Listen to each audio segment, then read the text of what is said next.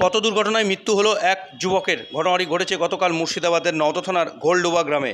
জানা যায় প্রদীপ মাল নামে ওই যুবক, সে একটি ছোট 107 গাড়িতে করে যাচ্ছিলেন।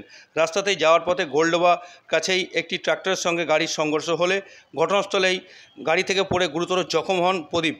তারপরেই স্থানীয়রা তড়িঘড়ি তাকে সেখান থেকে উদ্ধার করে স্থানীয় হাসপাতালে চিকিৎসার পর মুর্শিদাবাদ মেডিকেল কলেজ হাসপাতালে নিয়ে আসলে সেখানে চিকিৎসারত অবস্থায় গতকাল রাত্রে তার মৃত্যু হয়। তার মৃতদেহ আজ সকাল 10টা নাগাদ ময়নাতদন্তের জন্য পাঠানো হয় বহরমপুর মর্গে। মুর্শিদাবাদে ভোল্ডোবাই। মুর্শিদাবাদের ভোল্ডোবা, আচ্ছা, ওটা কোন থানা? এটা নওদা থানা। নওদা থানা। হ্যাঁ, আচ্ছা, কিভাবে কি কোথায় যাচ্ছিল? ওটা মানে ওরা এক জায়গায় খেতে এসেছিল ভোজ বাড়ি, ঠিক আছে। যাওয়ার পথে এই জিনিসটা হয়েছে ট্রাক্টরের সাথে। বাইকে ছিল না, 107 আর ট্রাক্টর। আচ্ছা, 107 মানে ছোট ওই 4 চাকাগুলো। হ্যাঁ, ছোট চাকা। আচ্ছা, কবে হয়েছিল? এটা হয়েছিল আজ কত, বুধবারের দিন। আচ্ছা, বুধবারে হয়েছিল, মানে এই 9 দিন হলো। তারপরে কোথায় ভর্তি টর্তি? প্রথমে আমতলা হাসপাতালে, হাসপাতাল থেকে বহরমপুর ট্রান্সফার।